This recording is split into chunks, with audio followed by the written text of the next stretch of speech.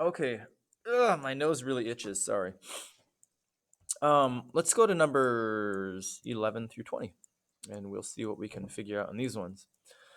For the following pictures, indicate how much the missing values would be. Remember your units. Your units. Don't forget that. Okay. So the first one here, it says 7.5 grams is on one side of the scale, and then these two boxes are on the other side, and it says the mass of the two boxes. Well, looks like the scale is completely balanced. So if that side's 7.5 grams, those two boxes must also be 7.5 grams combined.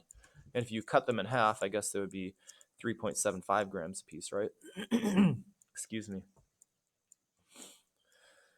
Each line equals 1 milliliter, and we're supposed to read the meniscus at eye level to the nearest 1 milliliter. Well, take a look at that. We read the meniscus. Where do we read it? From the bottom of the meniscus. So if you look at that, where that dotted line is, it looks like it's 61, 2, 3, 4, 5, 6, 7. 67, don't forget your units, milliliters.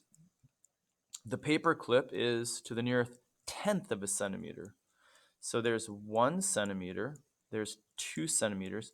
Now notice, it's not to the nearest 1 centimeter, it's to the nearest tenth of a centimeter.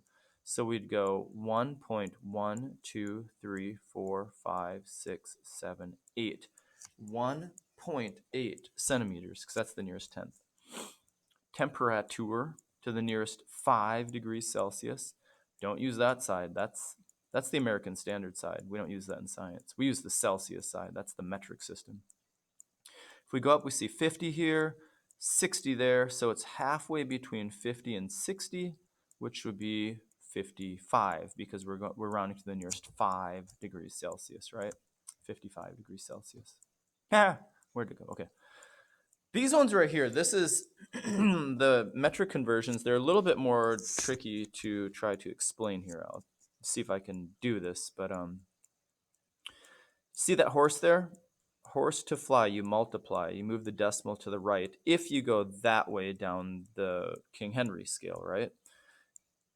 Fly to horse if you divide, of course. So if you go, whoa, my finger's backwards in the screen. If you go that way up the scale, then you're going to divide or move the decimal to the left. Really, all you're doing in these is just moving the dot either left or right.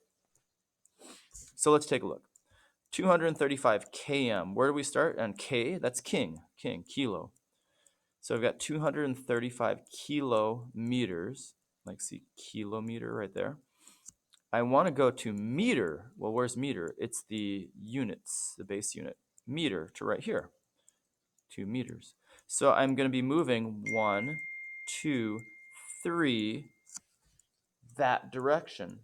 Therefore, we move the decimal 3 that direction as well. Well, where's the decimal on 235? Well, it's nowhere, or is it? 235 is the same thing as saying 235.0. I mean, it's really, that's where the decimal would be. And it's a whole number. So if we have 235.0 and we move the dot 1, 2, 3 to the right, we're just going to add some zeros there, 3 of them, and then move that decimal, grab and drop right there. So now what is the new number? 235,000 meters. Now I have to change that. Okay, move that. There we go. Okay, 16, 18. No, let's do 687 grams. So where's grams? It's right there. That's our base unit on the scale. And we want to move to kilograms, which is 1,000 grams equals 1 kilogram. Okay, so we want to find out if I had 1,000 grams, it would be 1 kilogram, but I have 687 grams. So how many kilograms would that be? Well, where's kilo? Over here. So we're going to move it up 1, 2, 3 spaces. Now remember, 687 would be the same as 687.0, okay?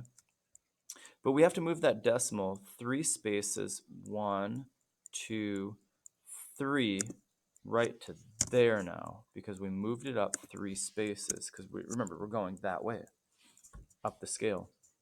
So it becomes 0.687 kilograms.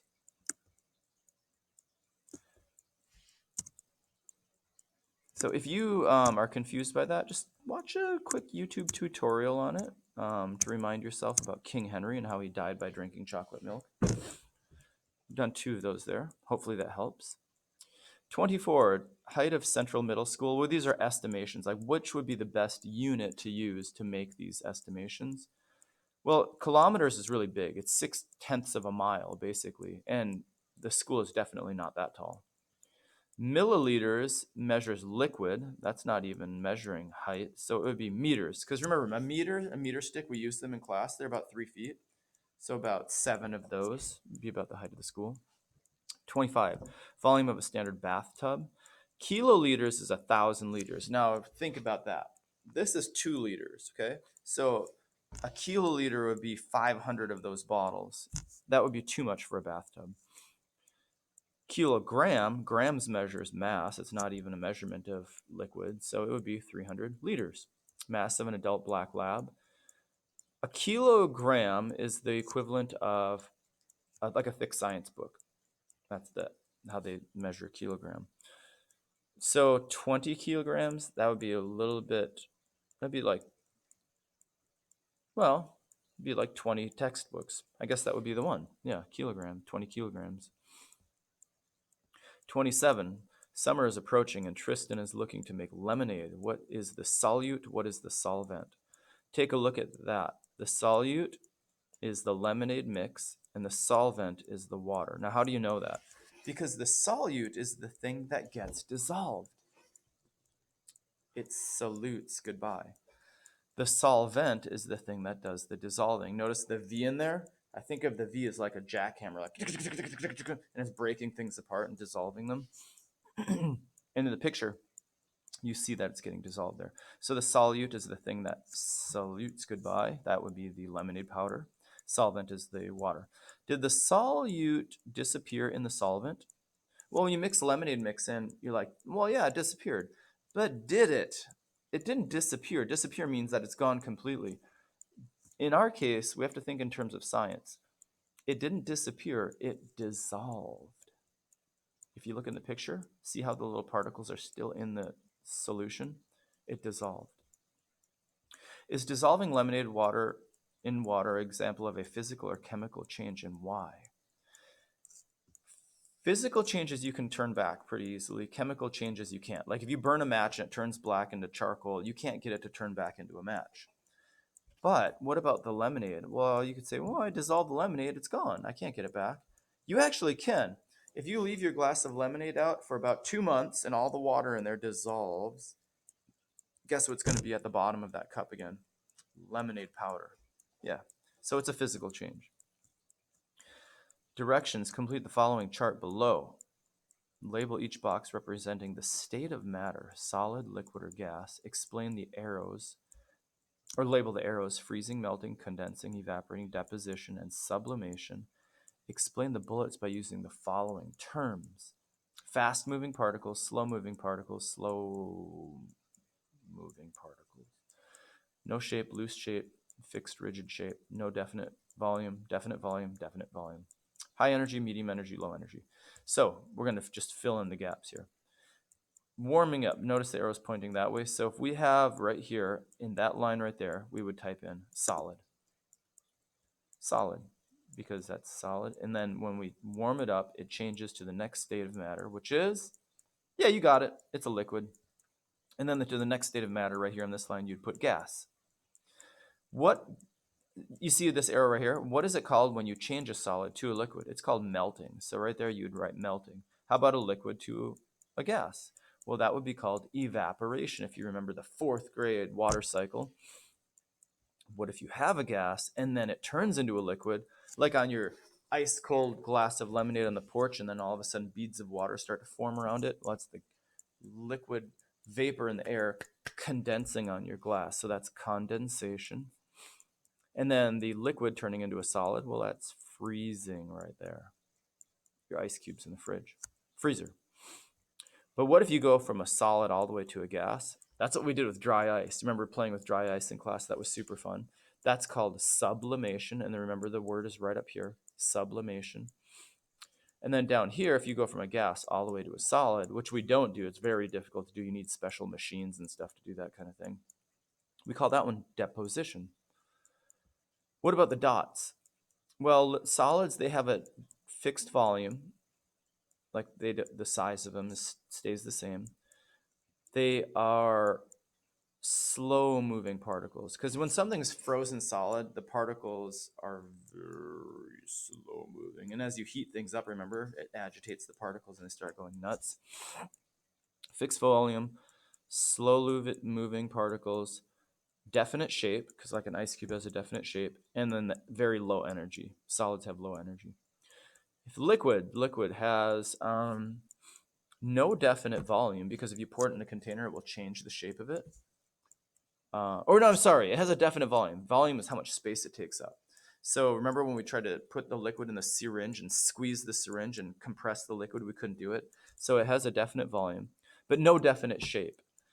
The particles are kind of medium energy, and then they are moving, sort of fast, sort of slow, kind of in the middle. Gases, on the other hand, fast moving particles, no definite volume. Remember, you can squeeze the gas in the syringe and it will mush it down and compact it down smaller. And no definite shape. Gases, they just kind of take any shape, whatever they are in. High energy. Gas particles are moving fast. All right, let's take a look at this next one here. 28. What is the speed of the person in segment AB? Well, how do you calculate speed again? Speed equals distance divided by time. Like, miles per hour. Miles being a distance, hour being a time. So if we go and look here, distance on that side, well, it's 10. From A to B, we stop at that point. 10 divided by the time down here, which is 20. So what is 10 divided by 20? 0.5. So this, but you have to look at the units, meters per second. So what is the speed? It's 0.5 meters per second, distance divided by time. Which segment on the graph shows the person moving at the highest speed? Well, it would be the greatest distance in the shortest amount of time. Which one covers the most distance in the shortest amount of time? Right here. C to D, line segment CD.